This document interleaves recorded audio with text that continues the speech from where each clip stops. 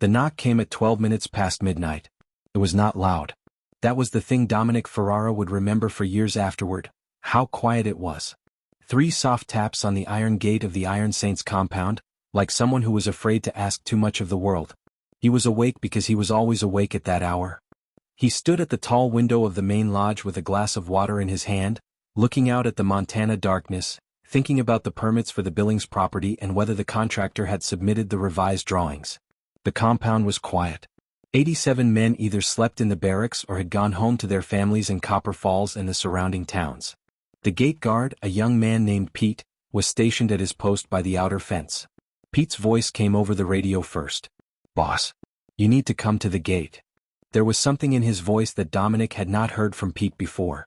Not alarm. Something closer to bewilderment. Dominic set down his water and walked out into the night. The air was cold and sharp, the kind of March cold that Montana kept long past the calendar's permission. He crossed the gravel yard in his boots and his charcoal Henley, the compound lights throwing long shadows ahead of him. Pete was crouched at the gate, and beside him, visible through the iron bars, stood a child. She was small, maybe 7 years old, with red-brown hair that had come loose from 2 messy braids. She wore a green parka that was too thin for the night, and on her front, strapped in a worn gray carrier, was a baby. The baby was awake, blinking in the light with dark, unfocused eyes. The little girl's cheeks were flushed from cold. There was a bruise on her left forearm, faint but visible in the floodlight. She looked at Dominic when he arrived at the gate. She did not flinch. "My sister is hungry," she said. "And I don't know where my mom is." Dominic stood very still for 3 full seconds. Then he opened the gate. Her name was Ryan Calloway. She was 7 years and 4 months old. The baby in the carrier was Lucy, 4 months old, and she was beginning to fuss in the quiet way that infants fuss when they have been patient long enough. Ryan had walked, she explained in short, careful sentences, from the house on Birch Creek Road. She did not know exactly how far. She had walked because her mom had told her that if anything ever happened, she should find people and ask for help. She had seen the lights of the compound from the hill. She had knocked 3 times. If you heard 3 quiet knocks at midnight and found a child at your gate carrying her baby sister, what would you do? Subscribe and tell us in the comments. Would you open the door? Dominic brought them inside. He did not deliberate about it. He did not consult anyone or weigh the complications. He opened the main lodge, turned up the heat, and set Ryan on the couch in the front room with Lucy still in the carrier on her chest because Ryan would not let the baby be put down, not yet. He woke 3 people. Pete, to keep a quiet watch on the gate. Nate Ricci, the club medic who lived in the East Barracks and who appeared within 4 minutes in a sweatshirt and reading glasses, carrying a battered medical bag.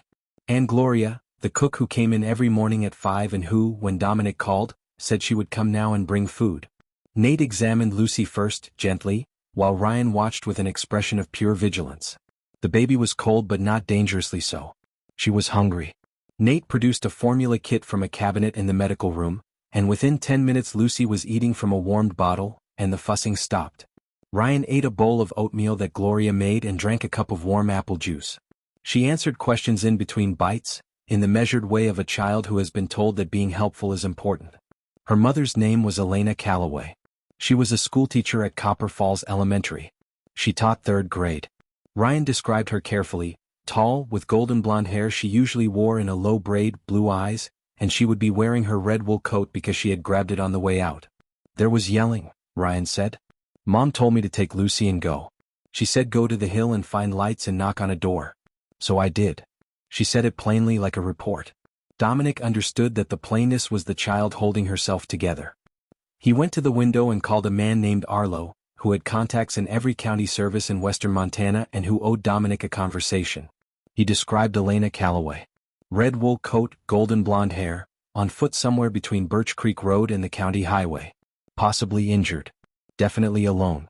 "Find her," Dominic said. Carefully. No noise. He came back into the front room. Ryan had finished her oatmeal and was holding Lucy, who had fallen asleep against her small shoulder. The little girl looked up at Dominic. "Are you the boss here?" she asked. "Yes," he said. "You have a lot of tattoos." "I do."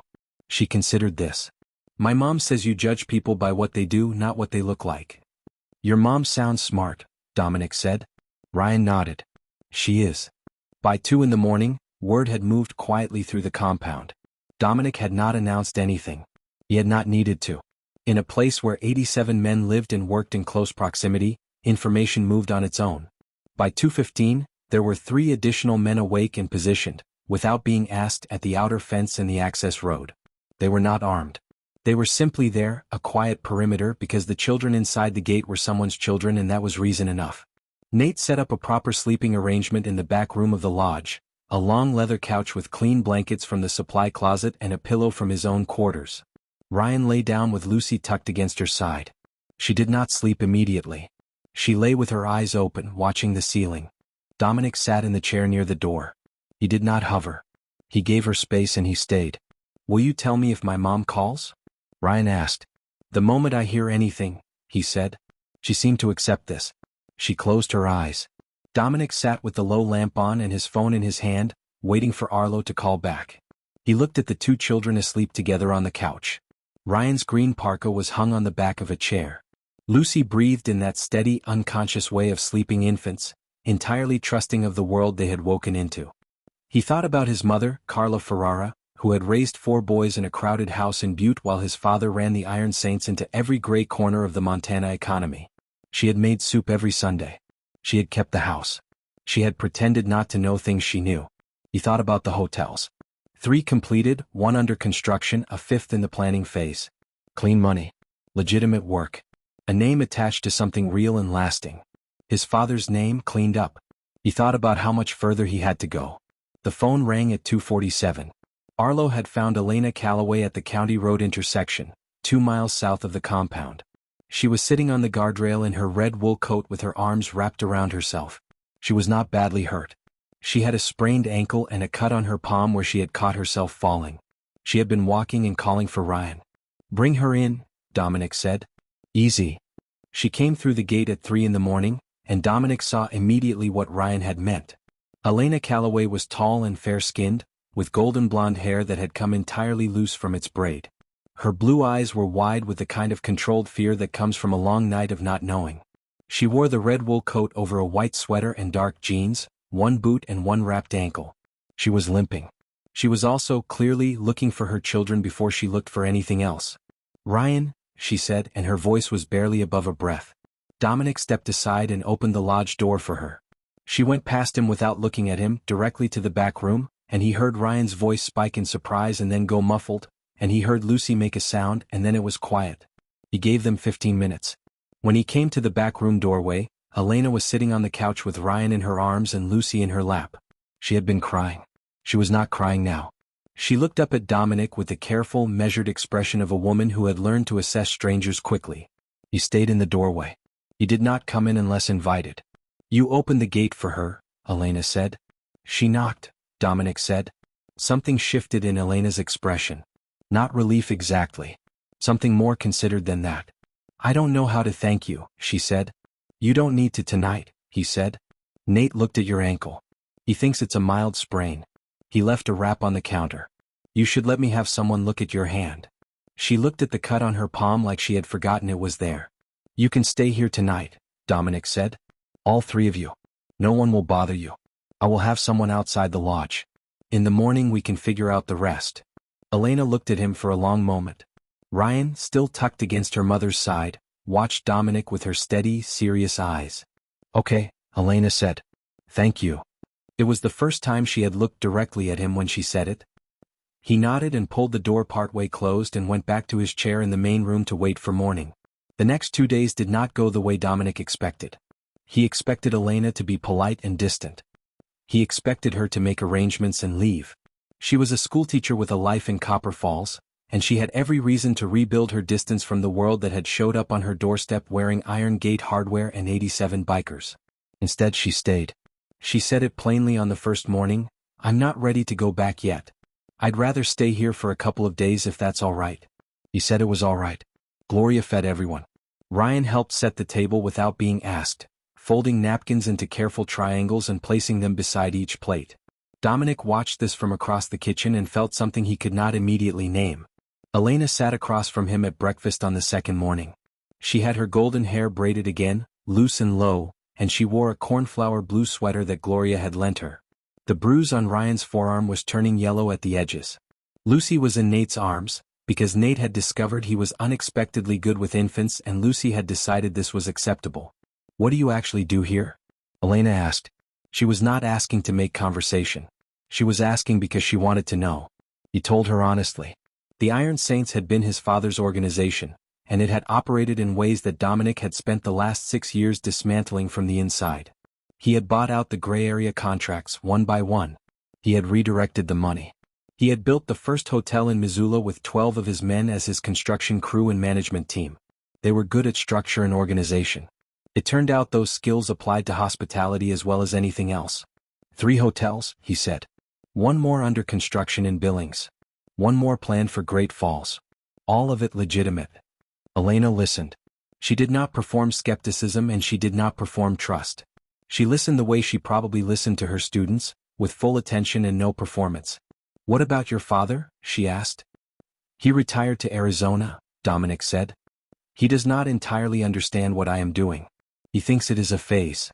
Elena smiled at that briefly, and it changed the whole geometry of her face. Dominic noticed that he noticed and set it aside for consideration later. "My husband," Elena said, and the word came out flat and careful. "Craig Hollis, he knows people in Copper Falls. He will have heard that the girls are here by now." "Yes," Dominic said. "Probably.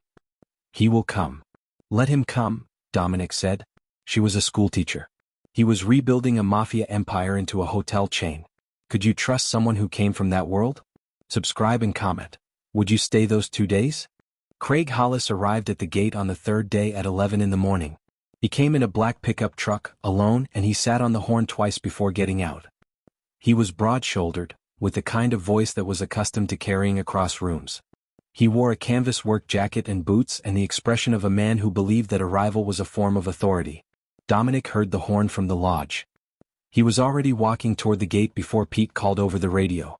He had told Elena when the truck appeared at the fence camera. She had nodded and put her hand over Ryan's shoulder in a specific, careful way, and Ryan had gone very still, like an animal that knows a sound. Dominic walked to the gate alone first. Craig stood on the other side of the iron bars. He looked at Dominic, taking in the tattoos on his forearms, the calm expression, the fact that Dominic did not hurry. "I want my family," Craig said. "Your wife and daughters are guests here," Dominic said. "They're safe. They're my family. They're people," Dominic said. "They have choices." Craig's jaw tightened. He looked past Dominic toward the lodge.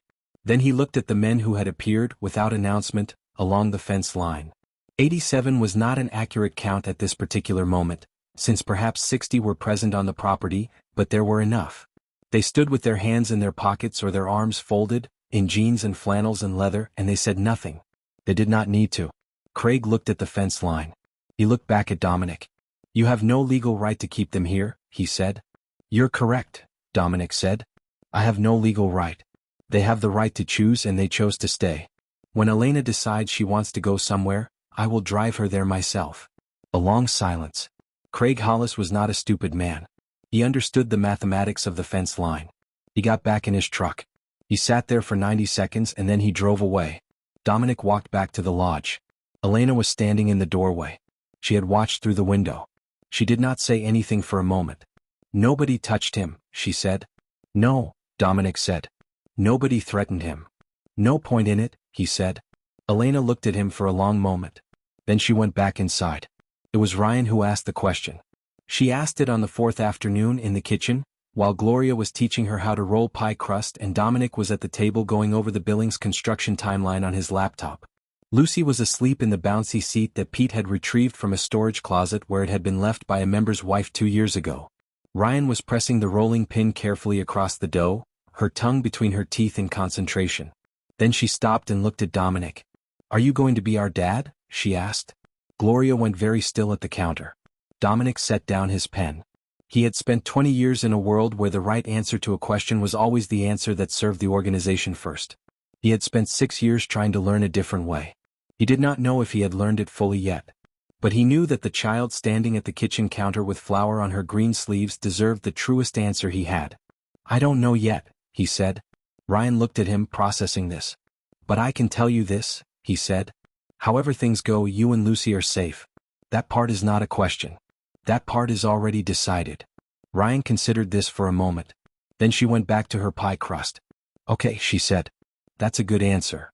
Gloria turned back to the counter, and Dominic watched her shoulders shake once, very briefly, the way they do when someone is trying not to laugh or cry and is not entirely sure which one it is. Elena had been standing in the hallway doorway. Dominic did not know how long she had been there. When he looked up, she met his eyes and then she looked away first, which was not something she usually did. He went back to his construction timeline. But the numbers were harder to focus on after that. On the 5th day, Dominic made an offer.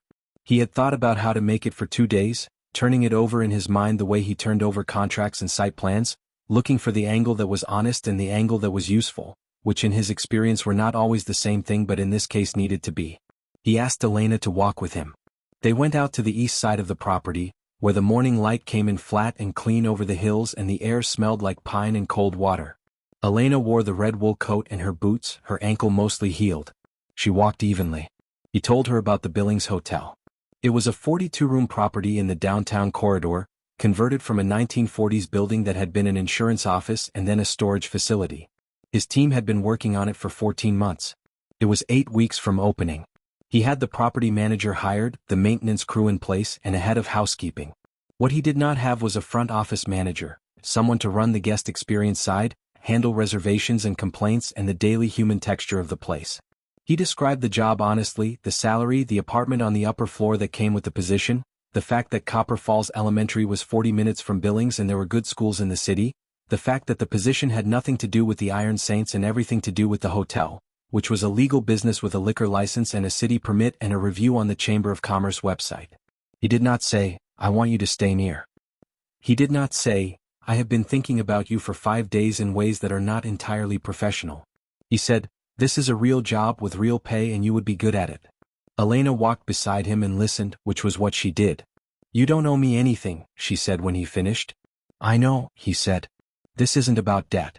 You ran a classroom of 3rd graders. You know how to manage people and solve problems and stay calm when things go sideways. Those are the skills. The job needs them." Elena looked at the hills for a while. "Ryan likes it here," she said. "I know. Lucy doesn't have an opinion yet." "Not yet." Another silence. "I'll take the job," Elena said. "But I want a proper contract. Signed with a notary." "Already drafted," Dominic said. "My attorney will bring it Monday." Elena looked at him sideways. "You were that sure I'd say yes?" "No," he said honestly. "I was that sure you'd need it to be real before you could say yes." She was quiet for a moment. "That's a perceptive thing to say." "I'm working on it," he said. The restraining order against Craig Hollis was filed on a Wednesday. Dominic's attorney, a methodical woman named Patricia Kozlov, had worked through the documentation with Elena over 2 sessions, building the factual record with the care of someone who understood that paperwork was a form of protection. The order was granted by the county court on Thursday. A copy was served to Craig at his address in Copper Falls. Elena held the paperwork for a long time when Patricia brought it to the compound. She sat at the kitchen table with the document in her hands and read it twice, all the way through. Ryan was at the other end of the table doing a worksheet. Lucy was in Dominic's arms, because Lucy had decided in the last 2 days that Dominic was acceptable cargo-carrying infrastructure and Dominic had quietly reorganized his schedule to accommodate this. "It's real," Elena said. "It's real," Patricia confirmed. "Violation carries criminal penalties. He knows that." Elena set the papers down and pressed her hands flat on the table. She breathed. At the same table, later that afternoon, Dominic signed the final acquisition papers for his 5th hotel property, a former train depot in Great Falls that his team had been pursuing for 11 months. Patricia witnessed. Dominic signed 3 times in different places and handed the pen to Patricia and felt the specific, quiet satisfaction of a thing completed. Elena was watching from across the table. "Another one?" she said. "Great Falls," he said. 30 rooms. Opens in about 14 months if the permits move. She looked at the stack of documents. Legitimate business names on every header. Corporate structure, property records, city filings. "It's a lot of hotels," she said. "It's a lot of men who needed legitimate work," he said. "Hotels need maintenance crews, security staff, logistics people, drivers." It turns out that running an organization of 87 people is good preparation for running a hospitality company. Elena smiled at that, the full one, the one that changed the geometry of her face. "I'm starting to believe you," she said. Dominic looked at her across the table. "Good," he said. That was the goal. 3 months later, on a bright Saturday in June, Elena Calloway stood at the window of apartment 4A at the Ferrara Billings Hotel and watched the city move below her in the morning light. The apartment was not large, but it had good windows, and she had put a blue runner on the kitchen floor and hung a watercolor of the Montana mountains above the couch that Ryan had helped her pick out. Lucy was in the bouncy seat on the kitchen counter, following a hanging toy with her dark eyes. Ryan was still asleep, her red-brown hair spread across a yellow pillow. Elena had been front office manager for 7 weeks.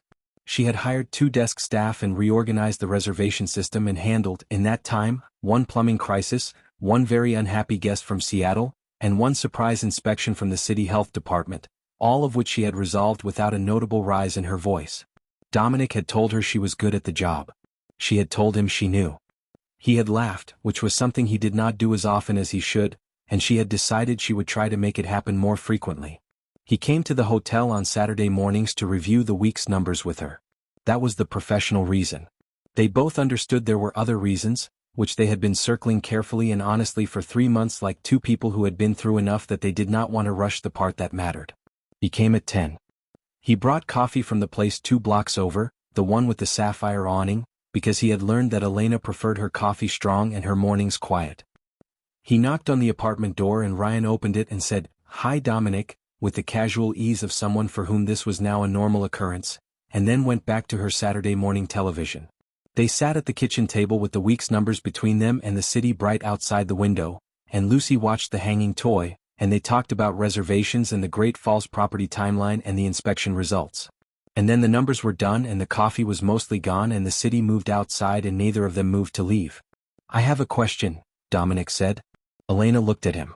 "Ryan asked me 3 months ago if I was going to be your family's dad," he said. "I told her I didn't know yet. I told her that was a good answer at the time." "I remember," Elena said. "I know what the answer is now," he said. "If you want to hear it." She was quiet for a moment. Ryan was watching television in the other room. Lucy had caught the hanging toy and was holding it with both hands in triumph. "I want to hear it," Elena said. He reached across the table and put his hand over hers, the same careful deliberateness with which he did everything that mattered to him. "Yes," he said. "If you'll have me. All 3 of you." Elena looked at his hand on hers. At the tattoos on his forearm that Ryan had asked about on the first night. At his face, which was not soft but which had become, over 3 months, unmistakably kind. "Yes," she said. From the parking lot below, a sound went up. It was not an organized sound. It was the sound of approximately 60 members of the Iron Saints organization, who had been told by Pete that this was a good morning to be in the parking lot of the Billings Hotel, suddenly expressing themselves. Ryan came to the kitchen doorway. "What's that noise?" she asked. Elena was laughing. "That," Dominic said, "is 87 bikers being very pleased about something."